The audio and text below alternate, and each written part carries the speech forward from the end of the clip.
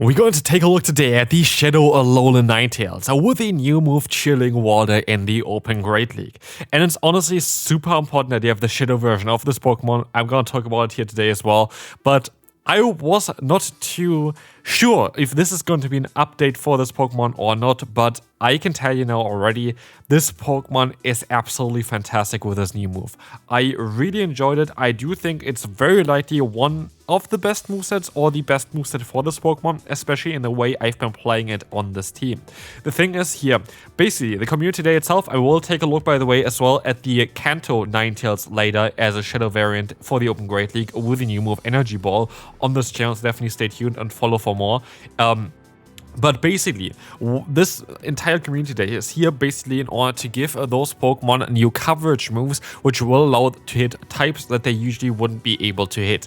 In this case, you're going to be able to hit fire as well as rock type Pokemon for super effective damage with a Chilling Water. And I was thinking it was mostly not going to be too impactful, but it was absolutely wrong. I went 8-2 with this team. I sadly forgot to record one battle, which was actually the best battle of them all, which is super unfortunate, where Ninetales did such a great job. But we have 9 battles here today, and it will showcase why this is such an important update, why Ninetales is absolutely fantastic with this new move. And yeah, just definitely stay tuned for the battles. We're gonna go over everything that you need to know about the team, about Ninetales. First battle is going to be a victory. Alright.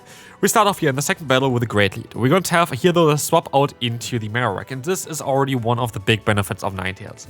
You're actually going to be very good against the Marowak here because you're going to do more fast move damage than the opponent does, which means they have no chance of realigning.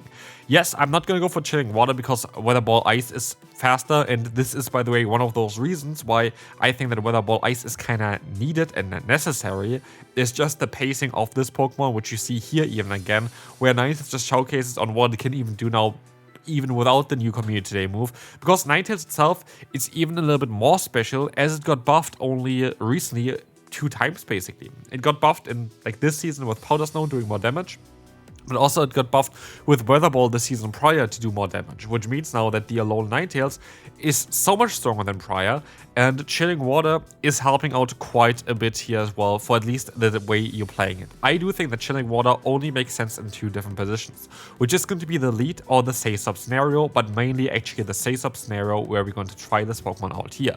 We're of course going to have the most broken core currently, where Ninetales fits in perfectly as glue in between with the Empoleon and the Altaria core, and this team was absolutely broken. Like honestly, it was absolutely broken. Here again, we win the second battle and we can move on to the third one. This was, by the way, actually the worst battle of them all because we face up against a Melmetal. This is something that you shouldn't really be worried about. This is the first Melmetal I think I've seen in like a year in the Great League. And it's a core breaker for the team. Like, it's an absolute core breaker for the team. There's nothing I can do about it. Like, our lead is going to be weak to it. Our say-sub is going to be weak to it. Our closer is going to be weak to it. But Melmetal is such a, unique Pokemon that nobody's currently running, that this is not really showcasing anything towards this one, this team in general. But yeah, we have to kind of play around it. But generally, where does Chilling Water really matter? Chilling Water itself, if you didn't know yet, is going to be a move that is going to, of course, be a water type move, but it's going to be a 45 energy move that drops the opponent's attack guaranteed, which is fantastic for a Pokemon like Ninetales because you're going to be able to kind of snowball in the 2-shield scenario. This is something that I saw, like I made, by the way, a community day guide as well, where there are top teams and whatever included as well. Definitely check that one out as well. It was 2 days ago on my channel.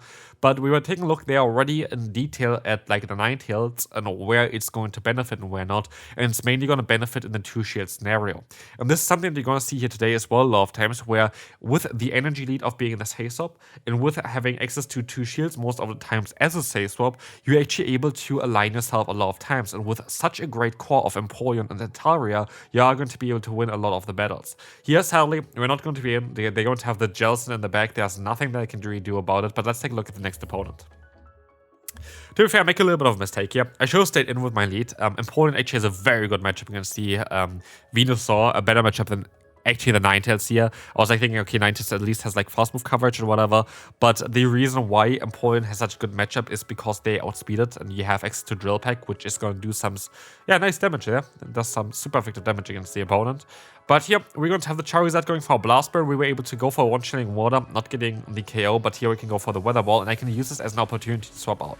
If everything goes right, I should be able to outspeed them before they can go for a Blast Burn, and I do think this is just going to be an Air Cutter, which it is, which is fantastic, because now the opponent's Charizard will go down here, and we can now see what they're going to go back into. They're going to go into the Dragonite. We are not going to be able to get anything off here, because they're going to outspeed us as well. They're going to basically impede here to our charge move with the Thunder Punch, which is fine by me, because I know at this point I win.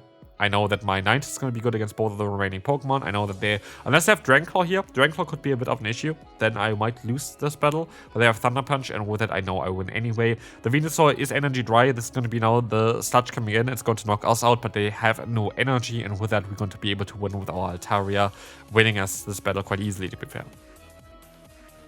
Okay. Horrible lead for ourselves.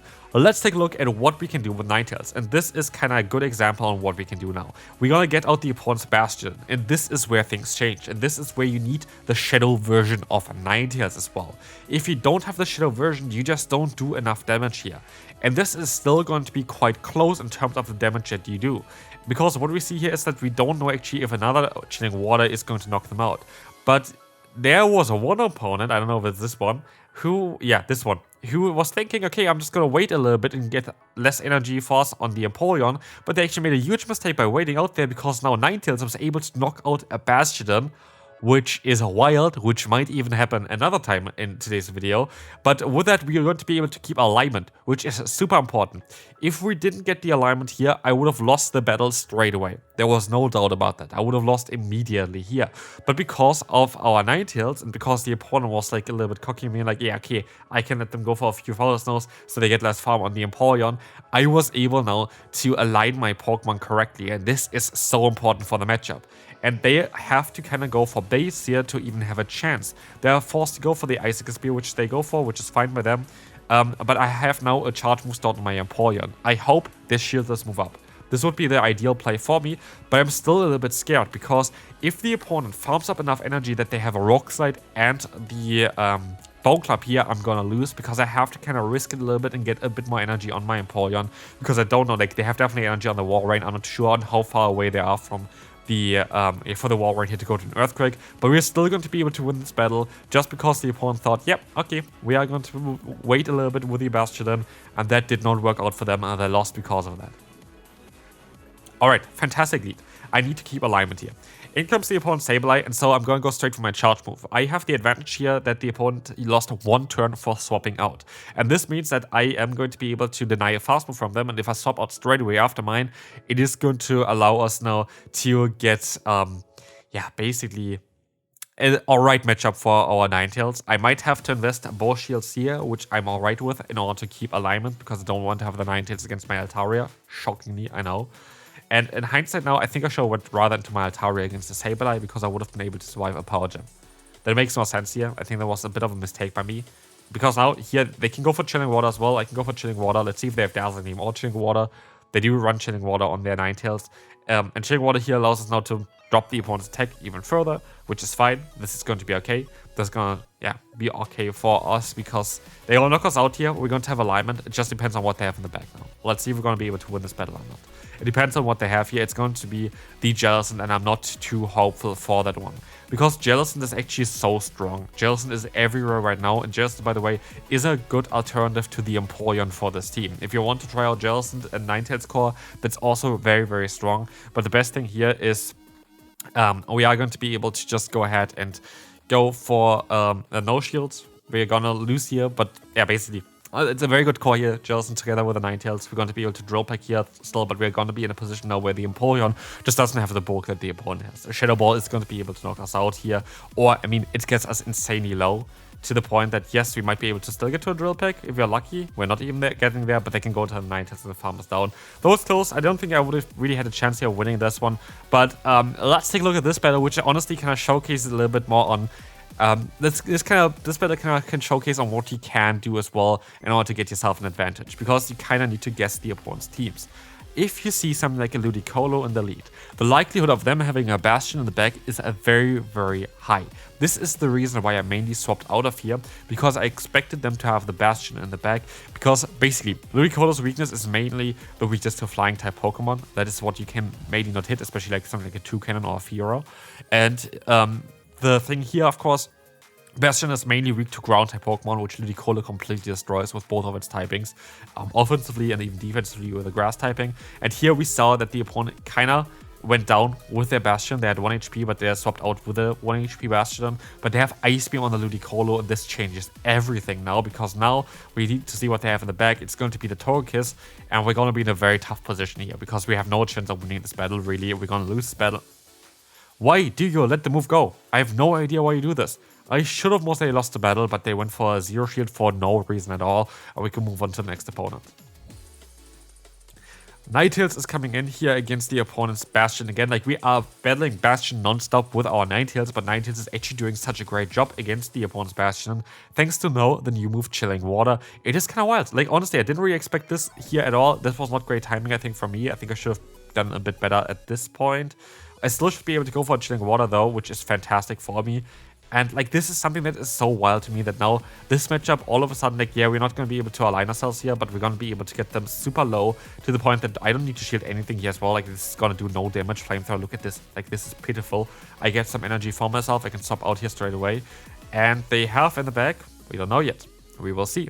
But yeah, basically, it's kind of wild to see for me that the Chilling Water is having such a big impact towards that, and it's such a good breaker even for toxic teams now. Like, you have so many Pokemon that are like weak to the water type damage there, which is kind of cool. And having an ice type Pokemon that is like kind of ice fairy with water type coverage is fantastic as well. There was one battle as well, which you sadly cannot see because I forgot to record it, which is so annoying, because they hit Morpeko in the lead. They had the Save Swap of Talonflame. And like, I Save Swapped, of course, into my 90s against the Morpeko, and then the Save Swapped into the Talonflame. I was able to align myself against the Talonflame as well with the Ninetales, which would have been great to showcase here on the channel as well. But yeah, I forgot to click on record, which is super unfortunate. But again, I have to say, I underestimated the impact of this community day. I underestimated the impact of Ninetales. I didn't think that the matchups itself are that great, and this is the thing as well. PvPoke sometimes can be a little bit not telling the truth directly, because you can't simulate the actual battles, especially for Pokemon that are mainly good as Save Swaps. Because what you have here is Ninetales with an energy advantage, which changes so many different matchups. At least we're going to have a Talonflame here for the end still, which is cool, which we are going to be able to go for the Hydro Cannon up against. This is going to be fine, and this is going to allow us to get the shield from the opponent. And we can go ahead now and go for our own shield in order to, yeah, take at least the flame charge. We can get the final shield from the opponent here as well. And I expect that the opponent very likely gonna swap out after they go for another charge move, because they know that I would be able to win this in the 2-shield scenario as an Empoleon, guaranteed. There's nothing they can do about it.